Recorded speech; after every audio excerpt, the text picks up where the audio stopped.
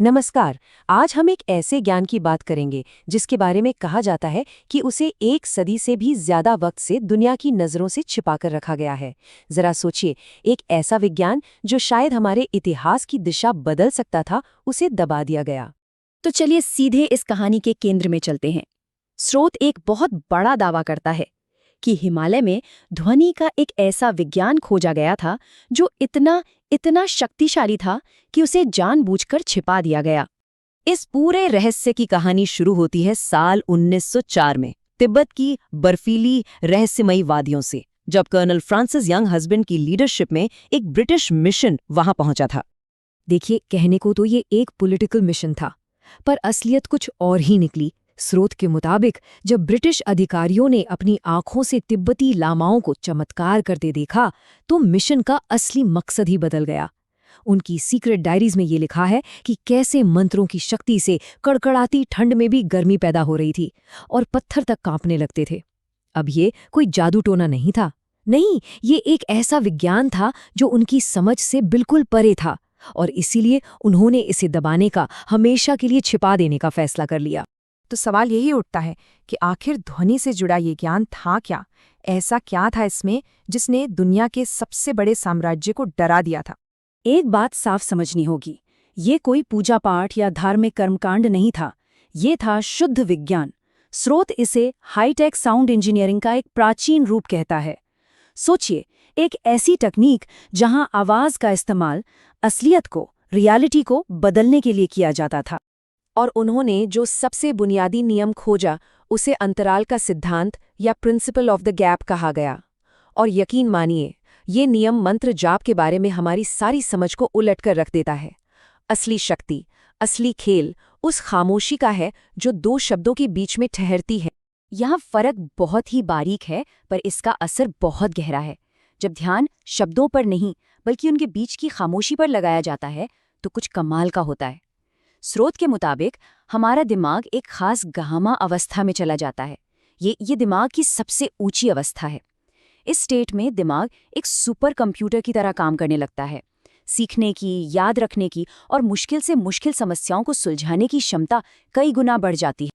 और इस सिद्धांत को असल जिंदगी में उतारने का तरीका एक रहस्यमय फ्रेमवर्क में छिपा है, जिसे 99 मंत्रों का कोड कहा जाता है।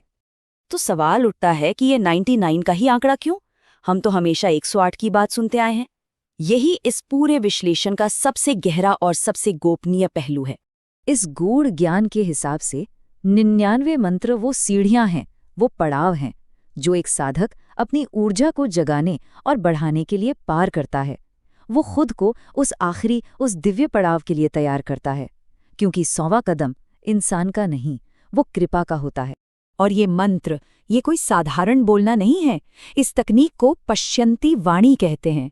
इसमें ध्वनि जीभ या होठों से पैदा नहीं होती। ये तो शरीर के केंद्र यानी नाभि से एक कंपन के रूप में उठती है। कल्पना कीजिए, वो लामा मंत्र बोल नहीं रहे थे, वो अपने अंदर से एक ऐसी ऊर्जा पैदा कर रहे थे जो सीधे ब्रह्मांड की ऊर्जा से जाके जुड़ जाती थी। तो चलिए, अब इस ज्ञान को जमीन पर उतारते हैं। बात करते हैं उस ध्यान की तकनीक की जिसे कोई भी आजमा सकता है। लेकिन हाँ, सबसे पहले एक बहुत जरूरी चेतावनी। स्रोत बार बार कहता है, ये एक बेहद शक्तिशाली प्रक्रिया है और इसे जबरदस्ती करने की कोशिश कभी नहीं करनी चाहिए। ये कोई खेल नहीं है। अगर बिना तैयारी के इतनी ऊर्जा को जगा लिया तो उसे संभालना मुश्किल हो सकता है। इस पूरी तकनीक का जो दिल है, वो है कुंभक, यानी सांस को रोकना।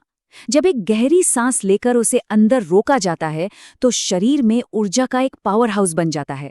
और उसी रुकी हुई सांस की खामोशी में जब किसी बीज मंत्र जैसे ओम का मानसिक जप होता है, तो उसकी ऊर्जा बाहर नहीं जाती, वो सीधे हमारे ऊर्जा केंद्रों पर, जैसे कि मूलाधार चक्र पर, एक चोट करती है और हमारी सोई हुई शक्तियों को जगाना शुरू कर देती है।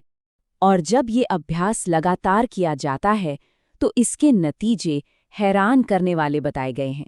ये सिर्फ मानसिक बदलाव नहीं है, आपकी आवाज में एक चुंबकीय शक्ति आ जाती है, जिसे शास्त्रों में वाक् सिद्धि कहा गया है। यानी जो कहा जाता है वो सच होने लगता है। डर और चिंता जैसी चीजें कमजोर पड़ जाती हैं और अंदर से एक पहाड़ जैसी स्थिरता महसूस होती है। तो इसका आखिरी सार क्या है? यही कि हम सिर्फ ये शरीर नहीं है, हमारे अंदर एक पूरा ब्रह्मांड सो रहा है, और ये ज्ञान उसे जगाने की एक चाबी हो सकता है। और अंत में ये हमें एक गहरे सवाल के साथ छोड़ जाता है। अगर ये प्राचीन विज्ञान सच है, अगर ध्वनि में सच में इतनी शक्ति है, तो हम अपने लिए कैसी दुनिया बनाना चाहेंगे? याद रखिए, 99 कदम हमें चलने हैं, 100वां कदम महादेव खुद बढ़ाएंगे।